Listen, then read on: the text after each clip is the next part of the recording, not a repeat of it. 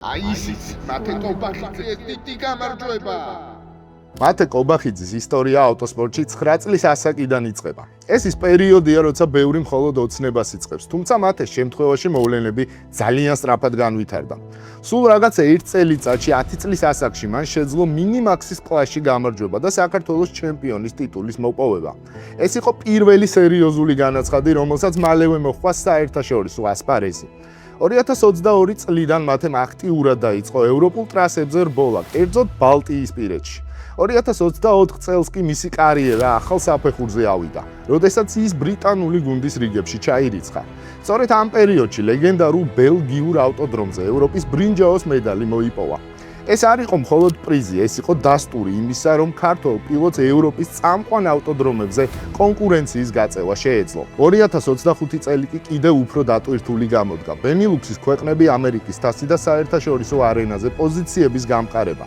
ერთ-ერთი ყველაზე მნიშვნელოვანი ეპიზოდი მათეს კარიერაში ჩეხეთს, კერძოდ კი სტირლინგის ტრასას უკავშირდება. იმ დღეს ჩეხეთში წვიმაში მათემ დაამტკიცა, რომ ნამდვილი ნიჭი დაუმარცხებელია.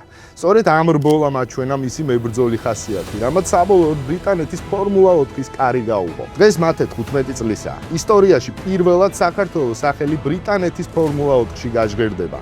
ეს არ არის მხოლოდ ერთი სპორტსმენის წარმატება, ეს არის პასუხი ყველასთვის, ვისაც არ სჯეროდა, რომ პატარა ქვეყნიდან, სადაც ავტოსპორტის ინფრასტრუქტურა ეხლა ვითარდება, შესაძლებელია მსოფლიო დონის რბოლებში მოხვედრა.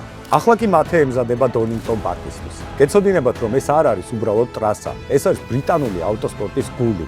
ავტოდრომი 1931 წელს გაიხსნა და მას შემდეგ უამრავი ისტორიული მომენტის მომსწრე გახდა. ტრასა გამოირჩევა ძალიან რთული რელიეფით, სწრაფი დაღმართებითა და აღმართებით. განსაკუთრებით ცნობილია Crane Curves-ის მოსახვევების სერია, რომლებიც პილოტებისთვის მაქსიმალურ კონცენტრაციას და განბედაობას მოითხოვს. ამ ტრასაზე გაუმარჯვიათ ისეთ ჩემპიონებს, როგორებიც აირტონ სენა, ნაიჯელ მენსელი და კეკე როსბერგი არიან. სენას 1993 წლის გამარჯვება დონინგტონზე დღემდე ითვლება ფორმულა 1-ის ისტორიაში ერთ-ერთ საუკეთესო რბოლად. სწორედ ასეთი მასშტაბის და ისტორიის მქონე ადგილზე უწევს მათეს საკუთარი შესაძლებლობების დამტკიცება. წინ დიდი გამოწვევებია. 19 აპრილს მათე კობახიძე დონინგტონ პარკის ტრასაზე გავა. Lion Trans-ის საშუალებას გაძლევთ რბოლის პირდაპირ ტრანსლაციას ადევნოთ თვალი ფორმულა 1-ის ჯგუფში, ლაივ რეჟიმში უგულშემატკივროთ და რეალურ დროში იგრძნოთ ის ადრენალინი და სისწრაფე, რომელსაც მათე ყოველ წრეზე გადის. 19 აპრილს Lion Trans-ის ორგანიზებით გაიმართება მათე კობახიძის საგულშემატკივრო ივენთი.